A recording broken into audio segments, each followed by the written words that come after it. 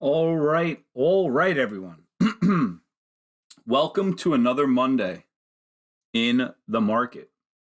So, as always, just going to wait a couple of seconds here for some people to filter on in.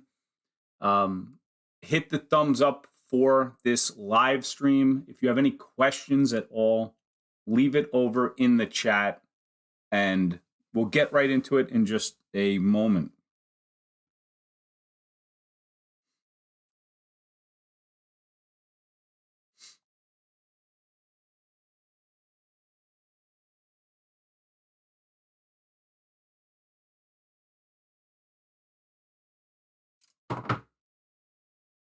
All right, we got 20 minutes to the bell.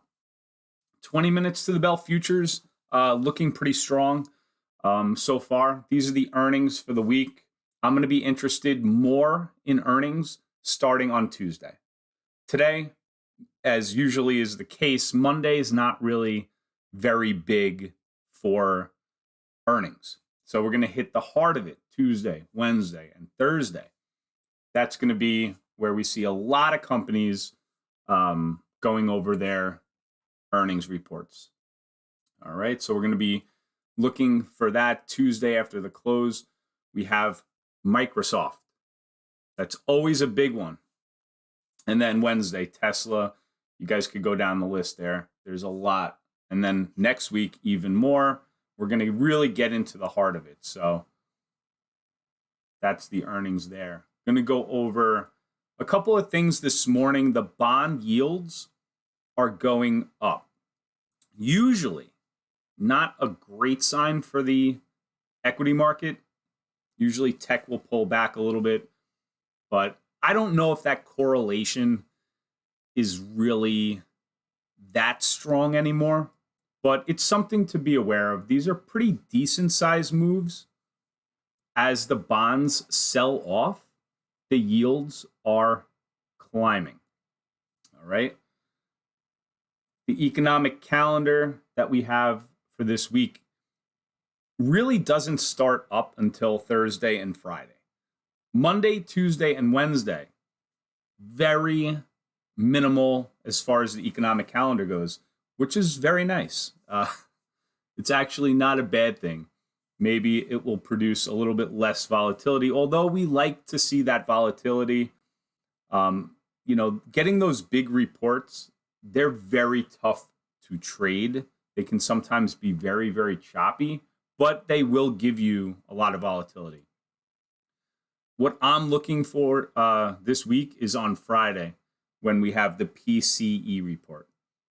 This is the number one, I say this all the time, the Fed, this is their number one inflation indicator, especially that core PCE. All right, that's going to be at 8:30 a.m. on Friday. All right. Oh, I had the wrong screen up the whole time. Sorry, guys. Hang on 1 second here. All right, so this is what we were just looking at.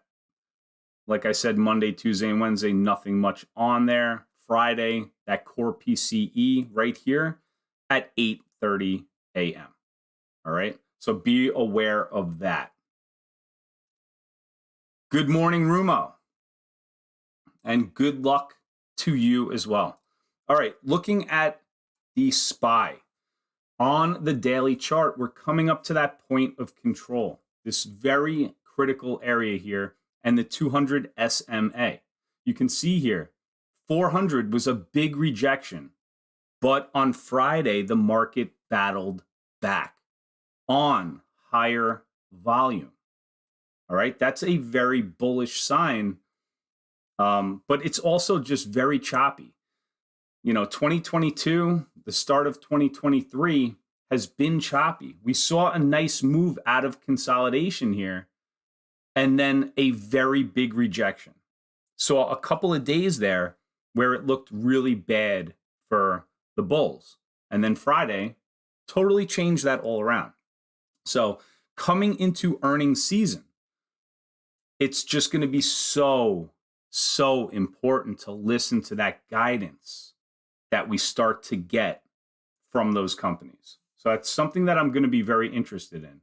But right now on the daily chart, these are your areas of resistance, and we just happen to be right in the middle of all of that. So, like I say all the time, until this 400 breaks, it's going to be hard for me to really get bullish. But I do want to see a trend develop. Give me a trend. 2020, 2021, even the 12 years before that, you had a nice trending bull market.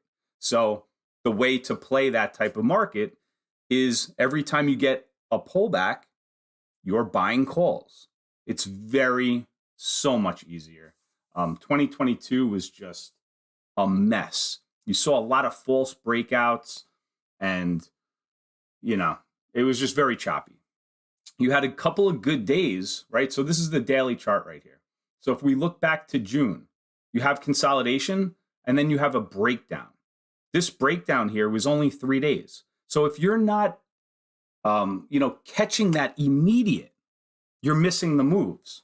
Just like right here, this breakdown here from the trend line, it lasted 3 days and then it consolidated more, chopped around for a month. Trading choppy, consolidating sideways markets are very hard to do. All right. If you're trading options, you're getting killed on the time decay on that. And like I said, these moves do not last long, but this is the SPY. You can still make money trading it. You can look at the intraday and still make money doing that. Looking at the Qs here before I get into some smaller time frames, the Qs are coming up to that point of control as well. All right.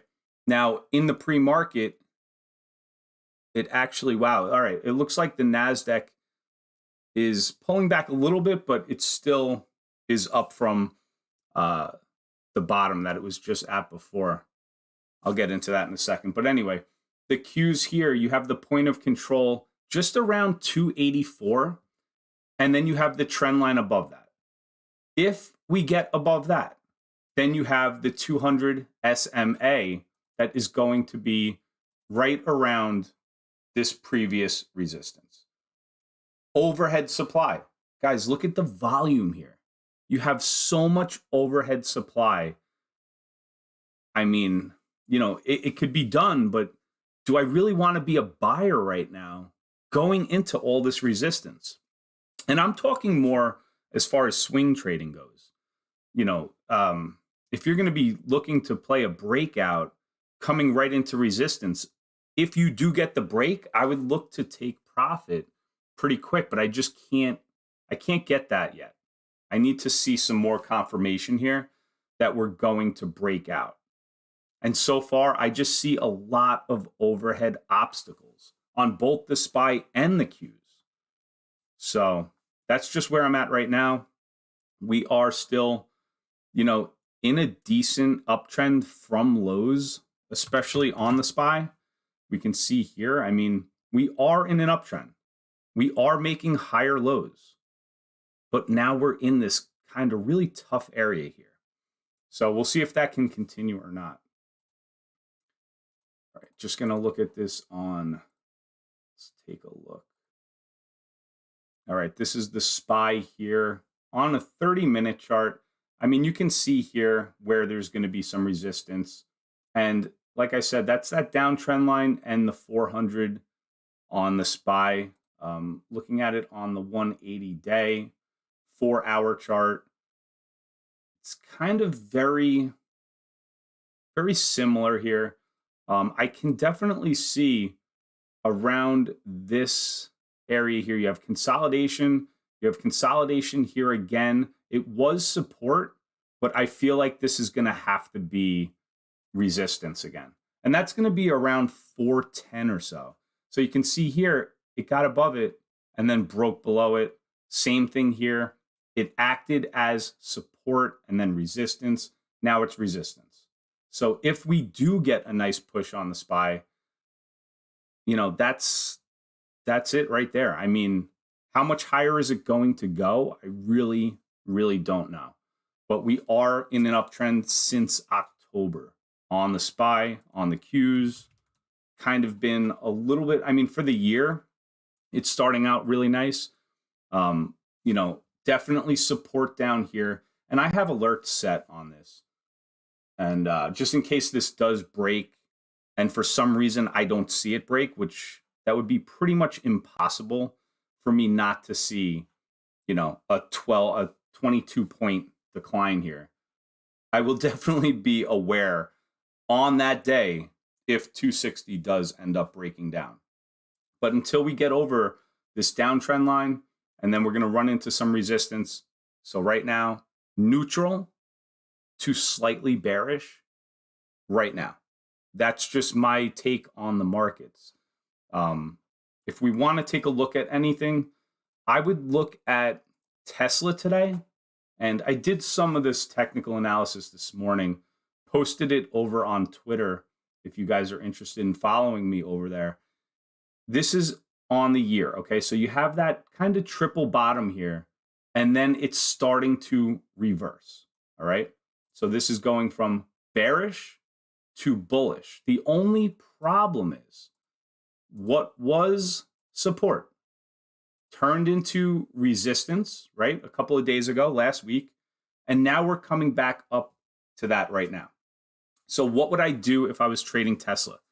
First of all, they have earnings Wednesday. So if you are trading Tesla, you have to be aware the premiums are going to be through the roof, especially after Wednesday. You do not want, I mean, unless you get a big move and it covers your strike price, you're going to get IV crushed on that. So just keep aware of that. You will keep your premiums if you're trading it today and tomorrow.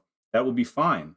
But just so you know, this is resistance that I'm seeing here coming up to the 137, 138 area. If that does break, then it has more room to go. Another one I was looking at starting a few weeks ago was this bearish to bullish reversal. And I have the price target on this up to around 154. All right. And that's previous support.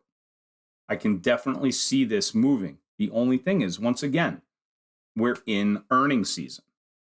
All right. So anything can happen in earnings season. We got to keep aware of that.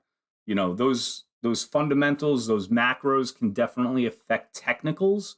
So just be aware that if you're trading something that might not have earnings that particular week, but you're trading a very similar product to something that does have earnings, you have to, you know, just be aware that it can affect your stock price as well, all right? Especially in the tech, in those big tech stocks. All right. So that's Meta. What else did I want to look at this morning? I guess I'll just go over this. So this is the NQs. This is the NASDAQ futures, something that I traded this morning just for $31.50. This was very quick in and out scalps, just 3 trades, and so far up $31.50. I know this is not life-changing money. I'm trading part-time. So if I could put a little cash in my pocket while doing something that I love to do, and to be here with you guys on YouTube and in our Discord, I like to get a little money in the pocket. So it doesn't have to be huge. I don't rely on trading to be my full-time income. So that's why I'm trading this, the micros. It's a lot safer than trading the regular, you know, E-minis or the NQs. Now you can make a lot more money trading the NQ and the regular ES, but this is totally good, especially in the pre-market. The pre-market can be pretty choppy. So right here, if you're looking at this chart,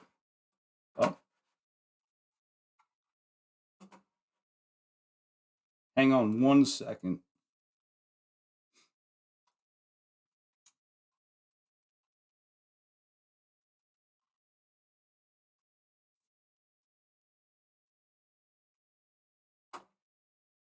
Just had my mouse go.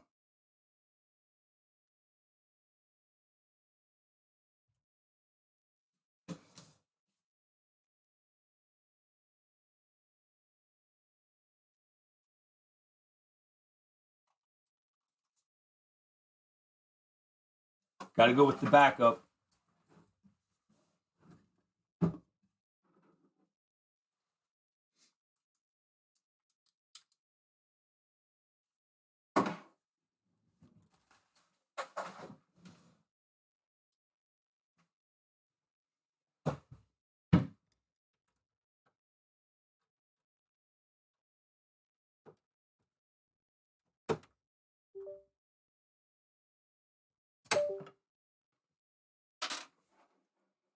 There we go. So, by the way, always have a backup of anything, especially when you're trading. And you just saw here on the live stream how important that is to have a backup. Because what if I was in a trade? Then I would have to probably get on my phone, jump in there, and try to manage the trade like that. So I always recommend having backups available. All right, so this was it. I mean, what I see here is you kind of have a head and shoulders, and this is just on the 1 minute chart. So you have a shoulder here, you got the head here, and then the shoulder here. You see how that shoulder on the right side came up to exactly the same as this left side. And then we saw that continuation down. And then getting a little bounce here at VWAP. But we have 5 minutes to the bell, guys.